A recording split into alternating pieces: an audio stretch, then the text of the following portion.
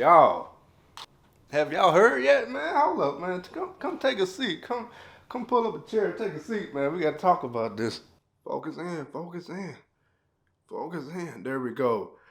Y'all, it's two movies I'm like waiting for. It's only like two movies I'm really excited for. One is Blade with Mahershala Ali, and two,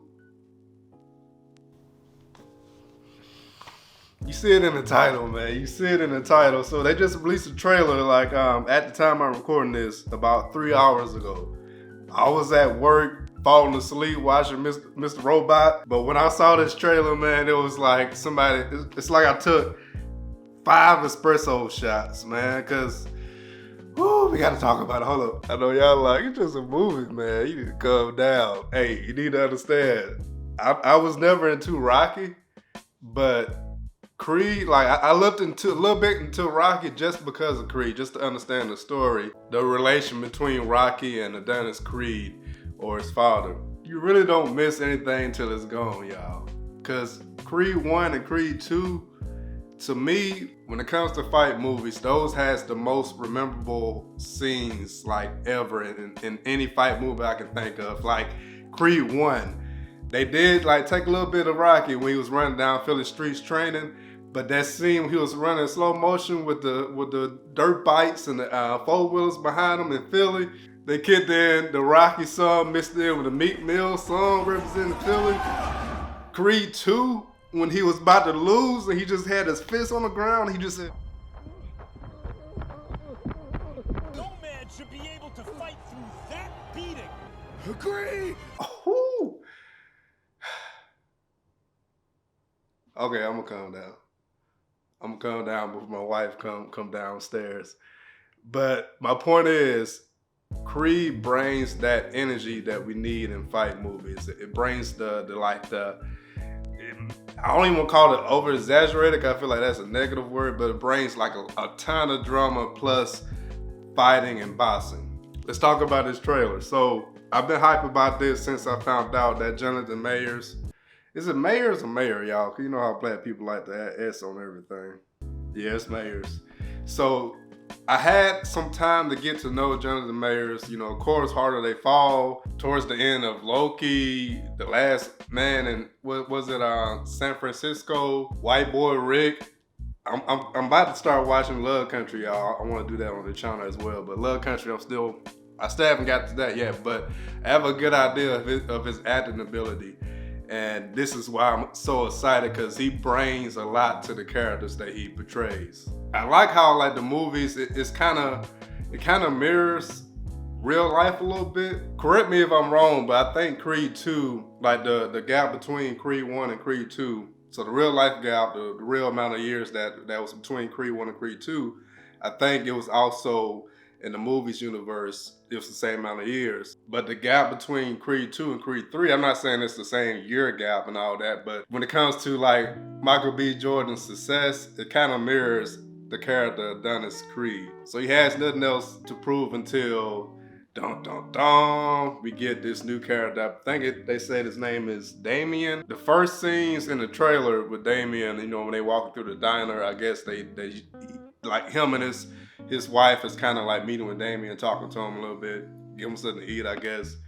You kind of see like on his face, he's like scared. I guess he's been locked up for so long. It seems like the first parts of the movie, when it comes to his character, he's going to be afraid and scared. And then I think it's going to be something that kind of ignites the fire he had from all those years when he was a teenager. That fire, I think, seeing Adonis Creed's success and everything that he could have been if he didn't.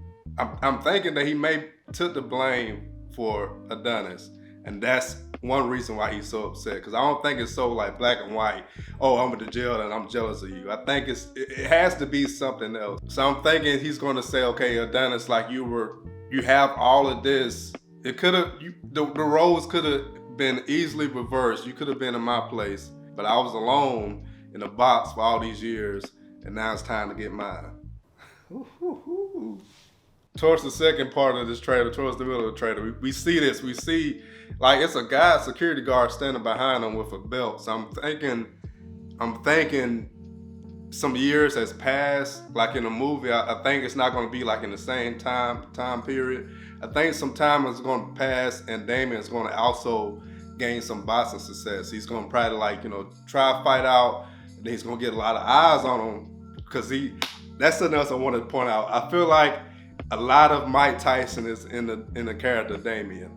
Not even like just the black tights, but just like this kind of young kid from like a rough upbringing. He's got thrown into boxing, and now he has like an interest in boxing, and that's where he can kind of like let out. I need to calm down. I can't even talk. But now he can kind of let out all of his anger in the boxing ring, and that's where we see like him look like he knocked somebody out so bad that he either made him unconscious or barely killed him. They didn't have him in his trailer. I feel like he's gonna be in trailer number 2 or number 3, but the Drago son from Rocky and Creed 2, he's gonna come back in Creed 3. So I'm thinking of course they're not gonna fight each other again.